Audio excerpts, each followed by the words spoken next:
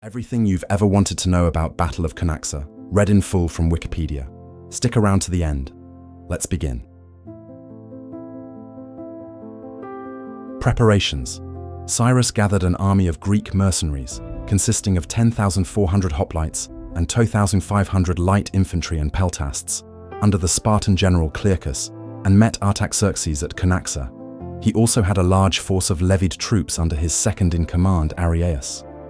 The strength of the Achaemenid army was 40,000 men. When Cyrus learned that his elder brother, the great king, was approaching with his army, he drew up his army in battle array. He placed the Greek mercenaries on the right, near the river. In addition to this, they were supported on their right by some cavalry, 1,000 strong, as was the tradition of battle order in that day. To the Greeks, this was the place of honor. Cyrus himself, with 600 bodyguards, was in the center, to the left of the Greek mercenaries, the place where Persian monarchs traditionally placed themselves in the order of battle. Cyrus's Asiatic troops were on the left flank. Inversely, Artaxerxes II placed his left on the river, with a unit of cavalry supporting it also. Artaxerxes was in the center of his line, with 6,000 units of Persian cavalry, which were some of the finest in the world, which was to the left of Cyrus, his line being so much the longer. Artaxerxes' line overlapped Cyrus's line quite significantly, since he was able to field many more troops. Cyrus then approached Clearchus, the leader of the Greeks, who was commanding the phalanx stationed on the right, and ordered him to move into the center so as to go after Artaxerxes. However, Clearchus, not desiring to do this, for fear of his right flank, refused, and promised Cyrus, according to Xenophon, that he would take care that all would be well. Cyrus wanted to place him in the center, as the Greeks were his most capable unit, and were thereby most able to defeat the elite Persian cavalry, and in the process, kill the great king, thereby gaining the Persian throne for Cyrus. Clearchus refused this owing to the insecurity that the Greeks had for their right flank, which tended to drift and was undefended, as the shields were held in the left hand. That Clearchus did not obey this order is a sign of the lack of control that Cyrus had over his army, as a couple of other occasions throughout this campaign, prior to the battle, reveal also. Before the final attack began, Xenophon, the main relator of the events at Cunaxa, who was probably at the time some kind of mid-level officer, approached Cyrus to ensure that all the proper orders and dispositions had been made. Cyrus told him that they had, and that the sacrifices that traditionally took place before a battle promised success. Battle.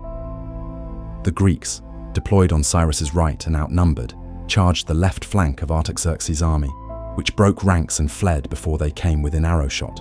However, on the Persian right, the fight between Artaxerxes' army and Cyrus was far more difficult and protracted.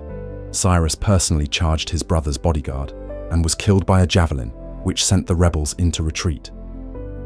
The man who threw the javelin was known as Mithridates.